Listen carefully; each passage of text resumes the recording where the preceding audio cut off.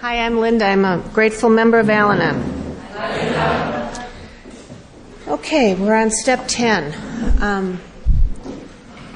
I told you earlier that when I first came to the program, there were steps that I liked and steps that I didn't like.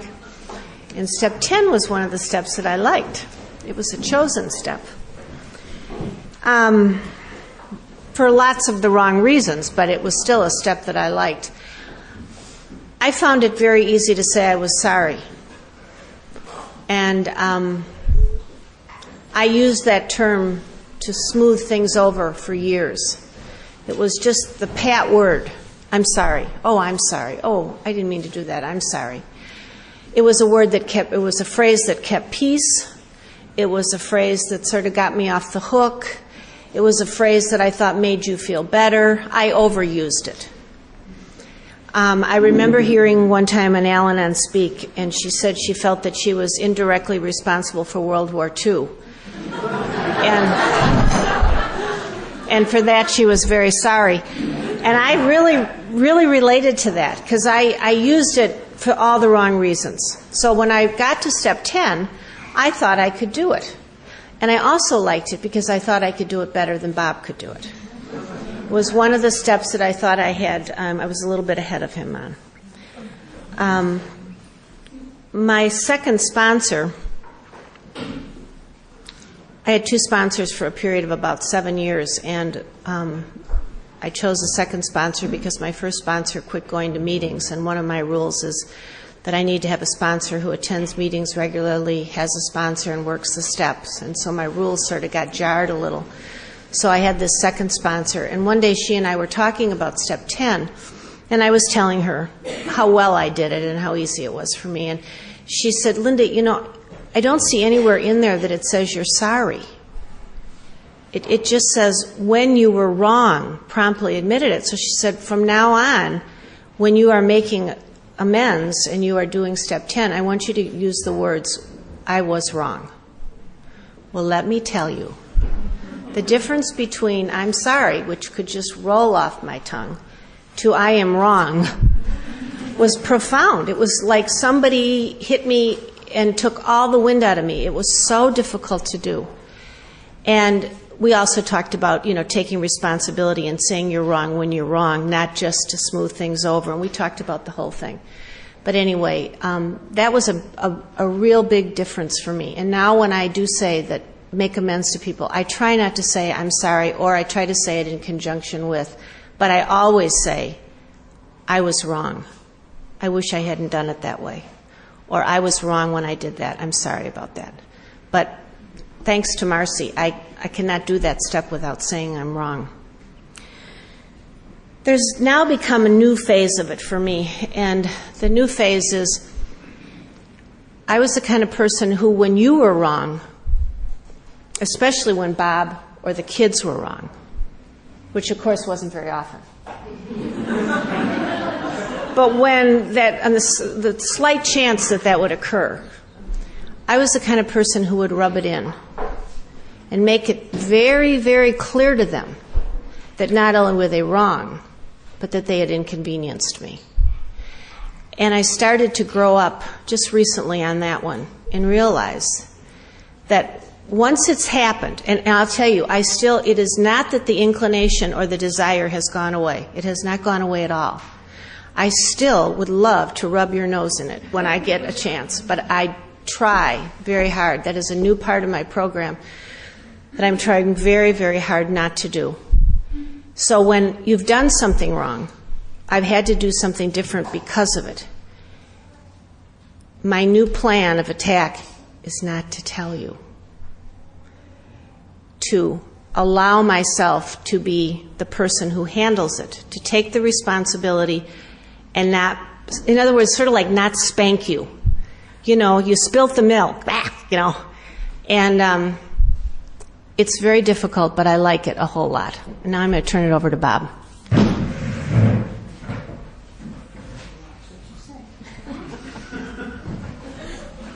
You're wrong so often, you would think you would be more used to it by now, I think.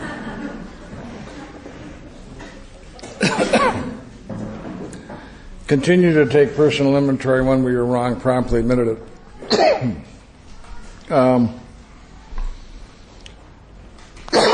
Most of us have a sense in the fifth step of having really cleaned house, that we really have emptied ourselves out.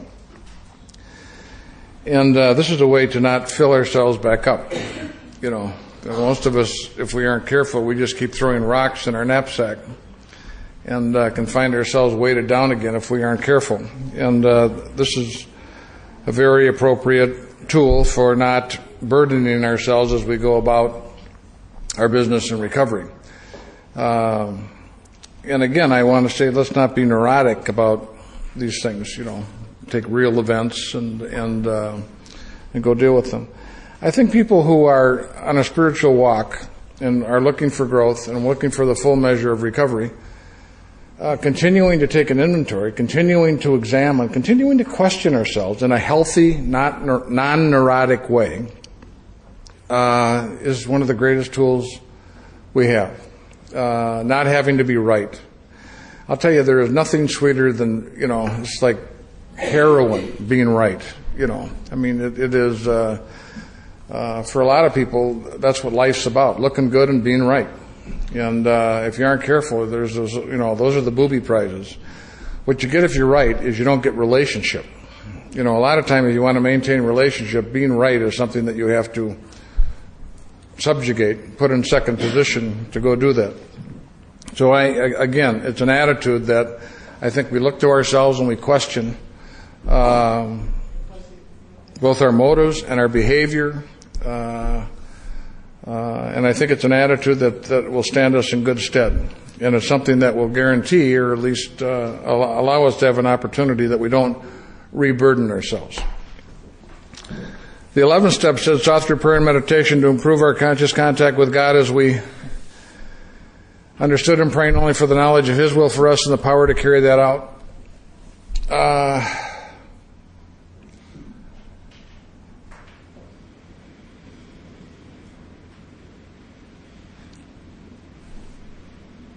Our book,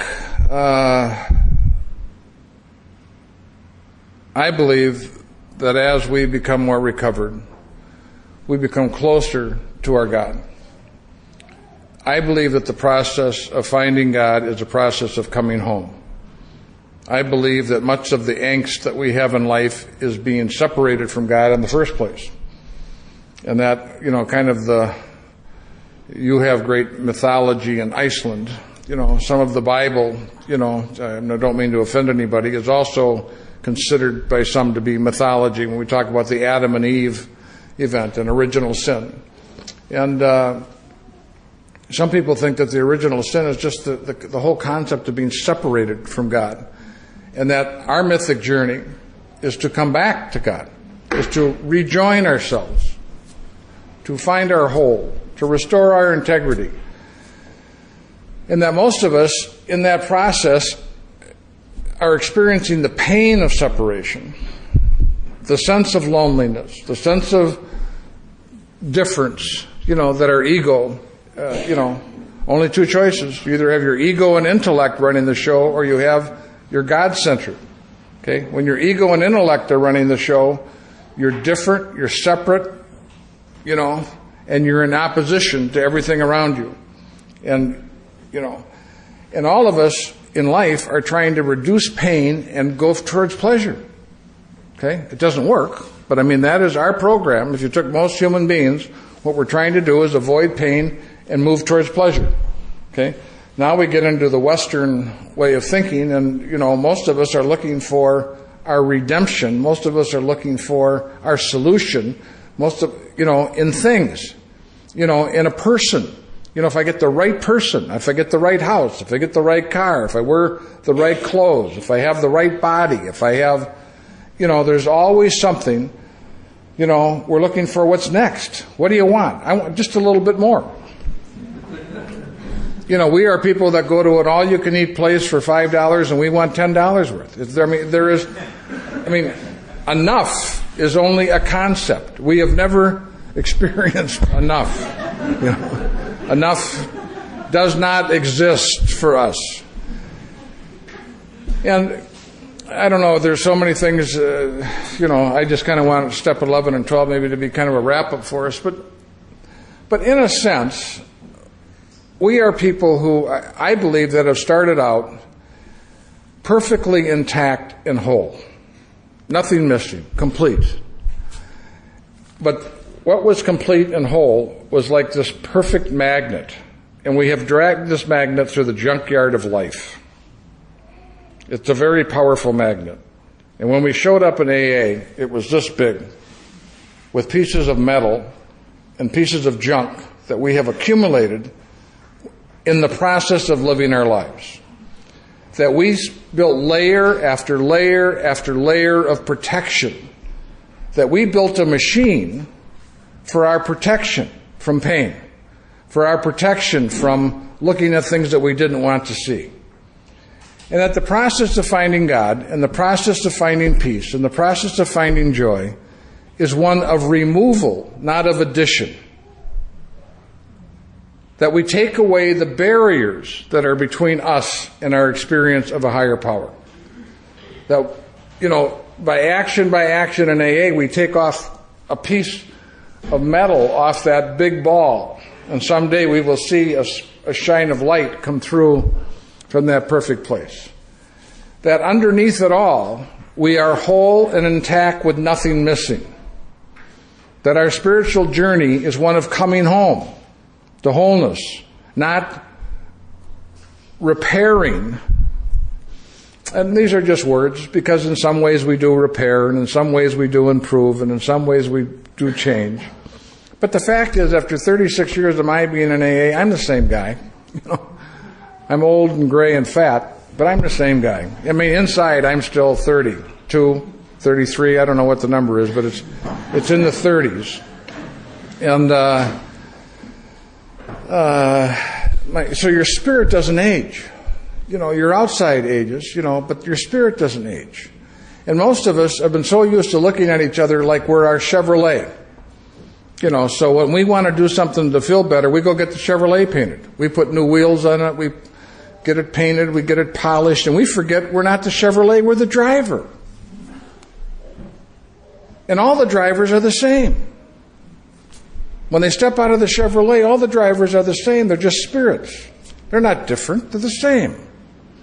And I think that every once in a while we get a sense of that. Every once in a while we get touched in a way when we come in the program that we know the answer has something to do with a power greater than ourselves. That we know that the answer doesn't have to do with the new watch or the new coat or the new house or the new boyfriend or the new girlfriend or the new something, even though we may be attracted to that somehow we've done enough of that. I'm 60 years old. I just turned 60 a couple of months ago. Cannot believe that number. That number just doesn't seem real to me. And I'm sort of retiring. My son is now working with my partner. My partner's older. My partner has 40 years of sobriety. And we've been partners for 32 years. 34 years. Wow. 34 years. And he grew up 2 blocks away from me. And his younger brother was my best friend. His younger brother has 23 years of sobriety. My partner called on all 3 of our children to bring them in the program. When all 3 of our kids' pants got on fire, they went to talk to Terry, So we have always been connected. We've been connected in faith, and we've been connected in the program, and he was the first fellow I knew in recovery, and it has been a big deal. So the bad news is that we have a disease that if you don't deal with it, it's going to kill us. And it's going to ruin the lives of 4 to 10 people around us. The good news is that in order to get well from it, you have to learn how to live. You have to force yourself to learn how to live. You have to force yourself, because of your illness, to put spiritual principles in action in your life. Now, as a result of putting spiritual principles in action in your life, you will have most of us will have a better life than we would have had we never had the disease. Because we will be forced to do things that are good for us that we would not have the discipline to do if we didn't have the motivation of having a disease that would kill us if we didn't take the action. Now, most of us have a very old idea of God. Most of us have personified God. We have an idea of God as a person. But we don't have, but by the time we have gone through this program, one of the great things that we have now is we start to have an experience of God. Not an idea of God, not a belief of God. We actually have a number of ways that we can know God, not about God. That we can know God. So someone says, who is God? That's a head question. Everybody in this room has had some experiences where we know God, not about God, not who God is. We know God. Okay? And that is the process of connection. That is the process of wholeness. That is the process of being centered. Okay? Now, when we increase our, praying only for the now, looking to increase our conscious contact with God as we understand Him, praying only for the knowledge of His will for us and the power to carry that out. I believe that we have to do some spiritual reading in alcohol. I have been a member of a men's group for the last 17 years, and there are a dozen men in that group, and all but 3 of us are recovered alcoholics, but it's not an AA group, and it's a group for spiritual growth. It's a group we call Quest. We're on the spiritual quest. And we take different books, and most of us have been sober 20 plus years. So we're not grabbing newcomers, we're not grabbing people at, 3 weeks of sobriety and putting them in this group, because I don't think we should do that. We're looking, but I think once you've got a few years of sobriety, I think picking up books like Sermon on the Mount and picking up books that have been historically, important in Alcoholics Anonymous, and picking up A Road Less Traveled, or that book I told you about, Places That Scare You. Broadening your, because all of us get stuck from time to time. When you're stuck, do something that you've never done before. Go to a group that you've never attended before. Talk to someone and get advice on a book that might help you in your spirit. If your attitude's good, those books aren't going to hurt you, and they're going to stimulate you to do something. And I think that many of us don't have enough stimulation. If you don't think you're being programmed, the average person watches, in our country, I don't know what it is anymore, it's like 4.5 hours of television. You watch 4.5 hours of television, you get 15,000 commercials a year. I think that may be a month. It is just astounding. Okay? Now, the message in that is you're not okay. Your body's not okay. Your bank account's not okay. Your house is not okay. You're not okay until you have this product. Subtly, our whole system of consumerism is to subtly make us unhappy, insecure, and not okay with ourselves. So if you wonder sometimes why you're a little flat, that message is everywhere. And the message is you shouldn't have to suffer. Poor baby, you're having a tough time? Take a pill. But the idea is, if you're suffering, something's wrong. Well, the fact is life is sometimes hard. That's not pessimistic. It's just a fact. You're going to have your turn in the barrel. You can't be sober for 30 years without having a turn in the barrel. You can't be married for a long period of time without having really tough patches. That's what life is. And you survive them. You get through them. Sometimes you just hang on and endure a period of time. You don't look very smart and you don't look very good during some of those times, but that's just life.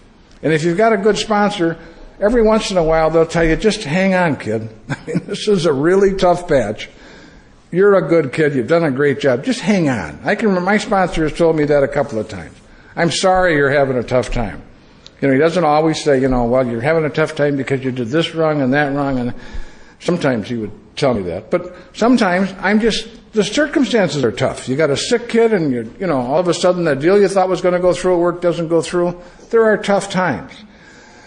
But if you're not doing something to maintain your spiritual condition, And in 3 or 4 places in the big book, the book talks about maintaining and enlarging our spiritual condition. When they talk about Jim, the guy who drank the scotch, the car salesman, and it said he drank because he failed to enlarge his spiritual condition. One of the great questions I asked myself with about 8 years of sobriety, around the time I had that spiritual renaissance, was, the ABC. A, that we were alcoholic and couldn't manage our own lives, that B, probably no human power could have relieved our alcoholism, but C, God could and would if he were sought. I asked myself, Bob, how much time have you spent seeking God? Now, I don't want an answer for that, but that's a powerful question. I think going to meetings of Alcoholics Anonymous is seeking God. But I think that can also be a rationalization. I think once in a while we should do something specifically that is seeking God. I don't know exactly what that is. I don't know if that's going to church. I don't know if that's reading a book. I don't know if that's talking to a minister. I don't know if that's having a conversation on spirituality with your sponsor. But if you're going to maintain and enlarge your spiritual condition, asking yourself from time to time what you're doing to maintain and enlarge your spiritual condition, to improve your conscious contact. Because when you're going to change, when you're going to improve, the very first thing you have to do is to tell the truth about something. You have to label it. You have to name it. So I tell you, when I named my alcoholism, it made an enormous difference in my life. But most of us named it. Most of us admitted we were alcoholic. Things changed. The next thing you do is you raise it in your consciousness. It's no longer out in the garage. It is in front of you. What you can see and be with, you can manage. What you can't see and can't be with manages you. When I could not be with my alcoholism, it managed me. Once I could admit my alcoholism and raised it in my consciousness, and it was in my conscious attention, I could start to deal with and manage my recovery with help. Then I direct my will, like I do in the third step, towards that goal that I have of not drinking, towards the goal that I have of increasing my spiritual contact, my growth. Now, when you do those 3 things, you have put in place the beginning steps of change and improvement. You name it. You tell the truth. I want to increase my conscious contact with the God of my understanding. You raise it in your consciousness. You put it up above the table so it's not under the table, out of sight. And then you direct your attention and intention towards it, which is what we do in all the things that we do in the program. So it's kind of directing your will towards that. And when you do that, you start to then have that, when it talks in the book, it was on page 92 and 93, about that second sense, about being that contact with God, that we start to have ways of knowing, that intuitive sort of thing, not just the mind sort of thing. That we start to have a sense of knowing that's beyond the mind. And when you do that, what most of us are looking for, if you looked at someone and said, what do you want? They said, I want to be happy. I like a distinction that a man, a well-known author today, said just recently, the author of the book that we were talking about. And he said, happiness is dependent upon your perception that the circumstances in your life are positive. But joy and peace are not contingent upon your perception that the circumstances in your life are positive. You can have joy and peace regardless of the circumstances in your life. You can have joy and peace regardless of any other person in your life. That is available to you at all times. Those are not contingent upon circumstances. Happiness is often the way we use the word happiness often is. So without knowing it, a lot of us don't pay much attention to our spiritual condition and our spiritual practice. In order to maintain our recovery, you need a practice. You need a practice of meetings. You need a practice of sponsor. You need a practice of sponsees. You need a practice of reading the book. But you need a practice of increasing your conscious contact with God, praying only for the knowledge of His will for us and the power to carry that out. Meditation is one of the most profound ways that we can maintain our spiritual condition. It often is difficult with those of us who have very busy minds. I have had an on again and off again relationship with meditation for 30 years. I've had periods where I do it well, and I've had periods where I have not done it, and I've had periods where I don't do it well. But for the last 3 years, I have had a very steady, especially maybe the last 5 years, I've had a very steady practice of meditation. I think more of us would meditate if we had a little bit more information about the process. And when I'm talking about meditation, I'm talking about sitting in a chair much like that. I have cushions and I have a special room that I sometimes do it in, but most of the time I'm just seated in a chair with a straight back, with my feet flat on the floor, with my spine straight up and down, with my hands on the top of my thighs. I close my eyes. Some people do not close their eyes. And the thing that I hold my attention on is my breath. I pay attention to my out-breath. Now, there are literally hundreds of books on meditation and how to meditate. There are tapes about how to do this. It is not complicated. A lot of friends of mine have gone to TM, have paid someone to instruct them. I think that's great. I think it's fine. There are practices of meditation that use mantras. But I'm telling you that the very first thing you will find out when you try to meditate is how busy your mind is. Because most of us feel the process of meditation is to quiet your mind. I'll tell you, baby, that is like a gerbil track. There is something going through that. It is like a Grand Central Station. There are trains going through that in every different direction every second of the day. It is, and I think we're under the illusion that we can control our thinking. We're under the illusion that we think. And I think that it controls us. Okay? Because if you control it, turn it off. And if any of you have tried to meditate, you can't turn it off. Okay? But what you can do is detach yourself from it. As a friend of mine said, it's like meditating in a river. You sink to the bottom, you grab a hold of the weeds, and you let the boats go by. You do not have to get on every train that goes through the station. You cannot, they are like clouds in the sky. Let them go by. You do not have to interact with them. But what most of us do, every once in a while, one's got Velcro on it and it grabs us, and we're, off in that thought. Okay? But what meditation allows me to do, rather than just quiet my mind, which my mind has become more quiet over the period of time, is I'm actually able to see how noisy my mind is. I'm actually able to see my mind and be somewhat detached from my mind. I can't tell you that I was a guy, when I thought it, I did it. Okay? It was printed on my eyeball. That was my reality. The thought came out, it was my reality. It never occurred to me that it wasn't accurate, that I might be seeing it wrong. I just thought it was my gift from the universe I had to go with it. Okay? Well, when every idea you have is printed on your eyeball and that's your reality, there is no choice. But now what happens to me is the thought comes and it's out here. I get to look at it and I get to say, holy cow, I haven't been that nuts in quite a while. Okay? But I used to get a thought reaction. I was a monkey on a string. You put a quarter in me and push B5, I played B5. Okay? But now when you put a quarter in me and you push B5, I get to choose whether I'm going to play B5. That's like being let out of jail. I have a gap between the thought and my action. And in that gap, I am a human being.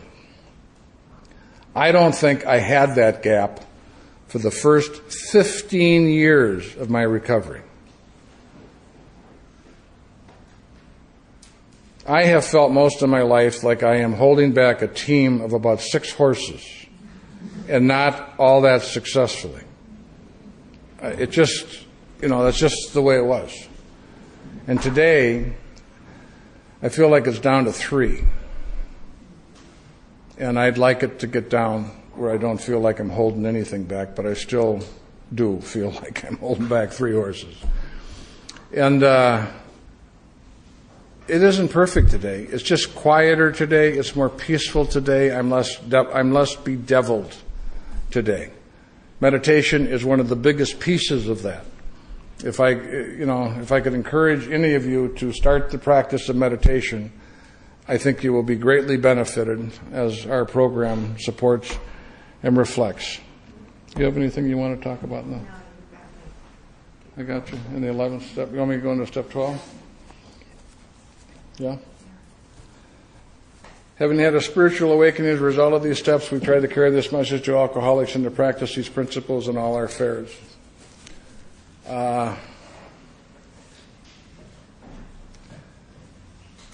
So what is the process? We've had a spiritual awakening as a result of the work we've done on the preceding steps.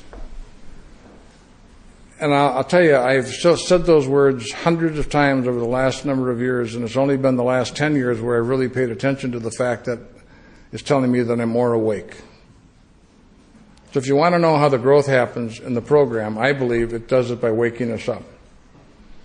I believe that when I struck my children, I did it when I was asleep. I'm responsible. Please don't hear that I'm not responsible. I was responsible for it. But I believe I was walking in my sleep. When you wake up, you don't do things like that. You know, Chuck Chamberlain, one of the great men of Alcoholics Anonymous, who's been dead quite a number of years on the West Coast, I remember him looking at me one time and he said, the man on the street committing great crimes right now is doing the best he knows according to his own light. When he has more light, he will do better. So what we do in AA is as we get more light, as we become more conscious, as we become more aware. Now, all of us know people that are just like they're unconscious. They walk in a room and it's like there's no... I tell the guys I sponsor, you see those shadows out there? Those are people. You know? I mean, it's like there's no one else there. Okay?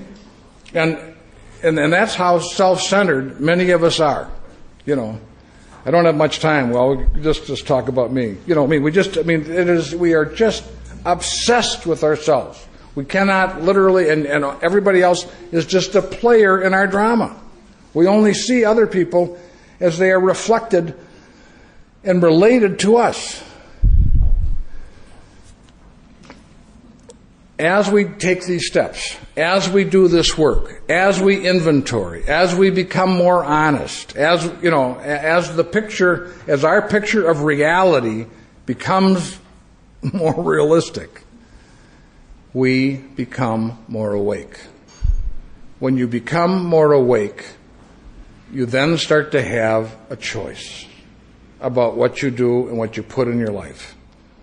When you're completely asleep, there is no choice. It does it to you. You're a monkey on a string. That's just all there is. When you surrender, what you have done is you have now subordinated your ego. If it's a true surrender, your ego collapses. It's not there. It's not home.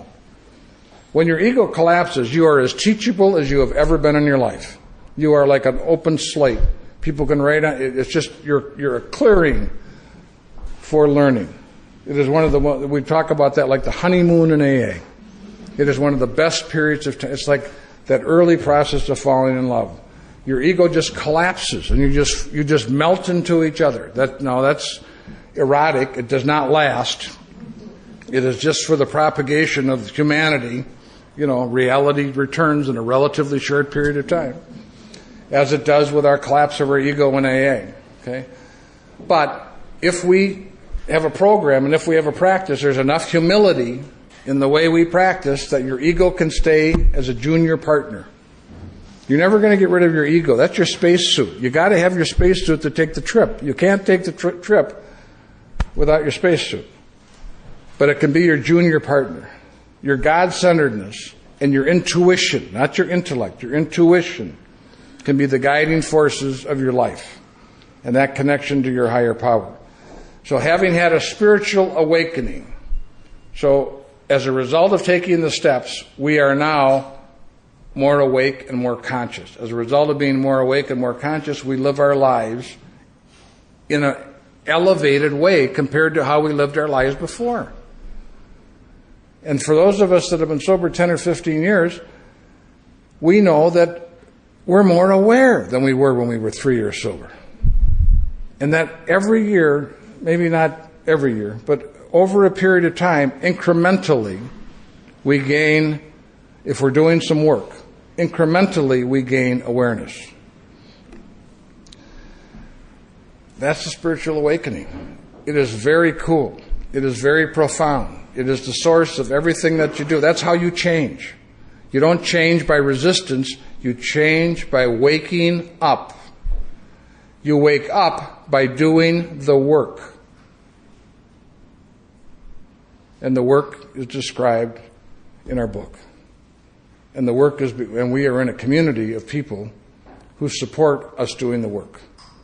Sometimes we aren't very nice to each other, but almost always we want each other to do well in our recovery. I think that that is an extraordinary thing to have available to each other, that we are in a village, that we're in a community, that we're in a community where we want each other to do well in our recovery. Almost never do you ever hear anybody say, I hope that person gets drunk. Once in a while you might hear that, but most of us don't feel that way. We don't want that. We might even be mad at someone, but we would never want that. We want good for each other. That's a wonderful thing to have available to us, and that we have that in our meetings and in our community, and it's a treasure. So having had a spiritual awakening, resolve all these steps, we practice these principles, and we try to carry the message to other alcoholics. It is the opportunity to carry the message to other alcoholics is one of the greatest opportunities that we have. Sponsorship and doing 12-step work is as good as it gets. One of the reasons that my program, such as it is, has been in places that I sponsored people, and when you sponsor people, they keep you honest. In order to tell them to read the book, you have to read the book. In order to tell them to go to meetings, you have to go to meetings. In order to tell them how they should treat their children, you have to treat your children better. So what happens to you is that in a phony way, you start improving so that you can tell the people you're working with to do the correct thing, because you don't want to tell them to do what you've been doing. So, I mean, and that's the way it has always worked. It is just the best. It is, and almost always you get in conversations to help people. You get people that come to you that you have conversations with them that you need to have with yourself. Okay? One of the great wonders is that you're on a 12-step call or you're working with a sponsee, and all of a sudden something comes through your mouth that is pretty profound, absolutely right on, and you never knew it until the moment you said it. And it came through you, not from you. And you get to have that experience, and you just, you just go, wow, very cool. And it is very cool, because at that moment, you weren't there. At that moment, the universe came through you. At that moment, God went right through you to the other person that you were there, and you weren't. The best times of your life, you're not there. And that stops the moment you are aware of what happened.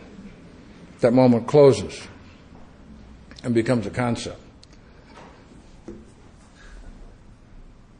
Our tradition of carrying our message to the practicing alcoholic, our tradition of sharing our experience, strength, and hope, and not our ideology, not our psychology, not our thinking, but our experience, is the bedrock of our fellowship. I don't know of a place that we could go that you could find the combination of spirituality and practicality and accessibility. There are places that have spirituality, but it's not as accessible to me as it is in AA. You can almost touch it in AA. You, on a regular basis, get to see miracles. On a regular basis, you get to see transformations, not just improvements. You get to see transformations. I mean, you used to have to run a donkey and go to Damascus to see what you can see regularly in Alcoholics Anonymous meetings. So, And all you have to do in those 12-step work is share your story, share your life, help someone, befriend someone.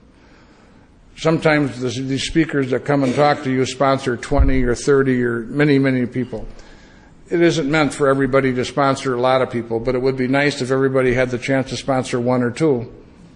Okay? To grab a newcomer who we know is new and doesn't know many people and just buy them a cup of coffee. And if you do that over a period of time, I was talking with one of the younger members of the group, and he said, I sponsor people, but I haven't had much success. I didn't have any success with the people that I sponsored until I was over 5 years. And I sponsored a lot of people. Except as my sponsor pointed out, I was a success in that I maintained my sobriety. But every time they had a young person, they gave them to me. Or not every time, but often they gave them to me. And a lot of the people I worked with weren't ready or didn't want Alcoholics Anonymous. I was just this charger on my horse going everywhere, doing that. So service is, there are two ways to become enlightened, two major paths. One is the monastic path, and the other is the service path, the Mother Teresa path. Okay? And I'm not suggesting that we all have the capability to become Sister Teresa, but I'm telling you something. If you watch people who do service, it has a way of you gathering wisdom and strength over a period of time in your life. There is nothing better, as Dr. Bob talked about, than love and service. It is really, when you want to talk about the principles that will put us in good stead in our practice, is love and service. So we practice these principles in all our affairs.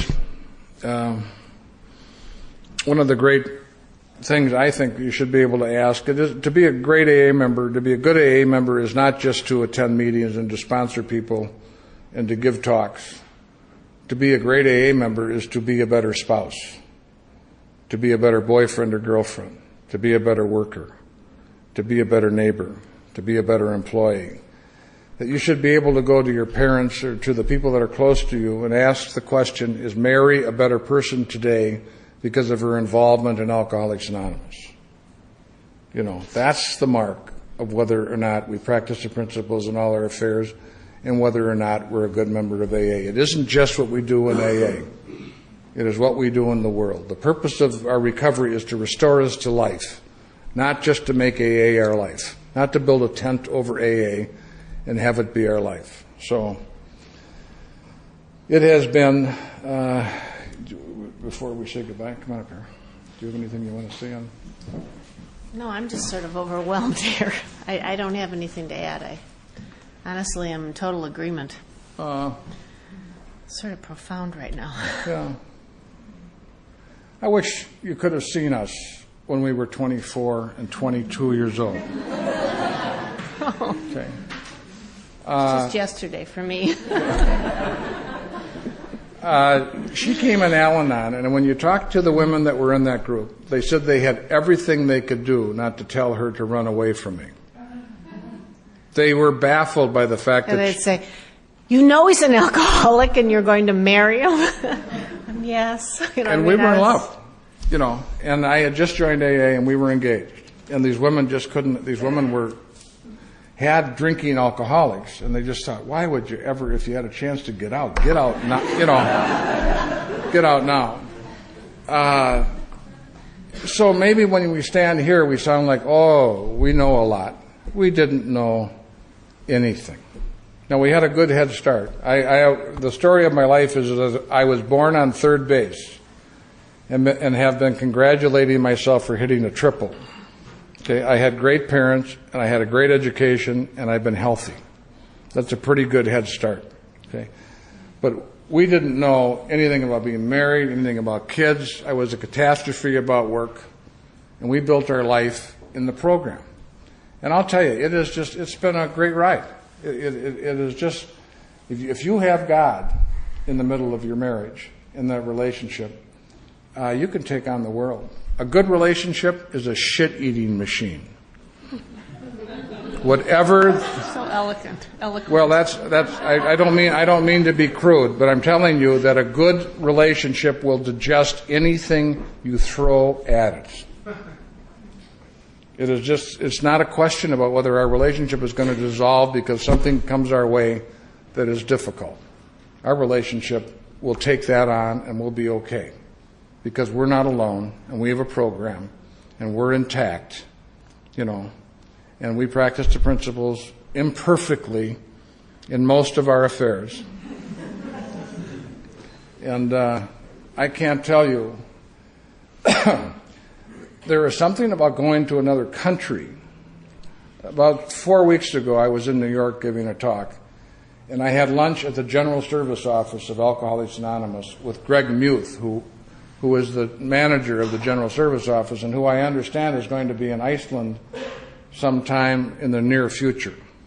So he is the head employee of Alcoholics Anonymous, the head servant of Alcoholics Anonymous, and he's quite a man. He's a great guy, and he's been sober about 30 years.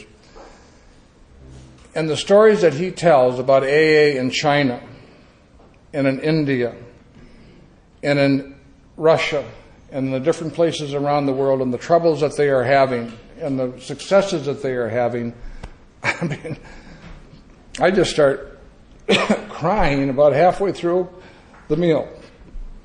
So when you go someplace, I have so much available to me in my country and in my city. But when I come here and I see what you're doing and what you've done in the last 7 or 8 years, it is overwhelming to me how positive and good what you are doing is. It is just terrific. So thank you for the opportunity to celebrate that with you this weekend. It's just been wonderful. Let's just keep having fun.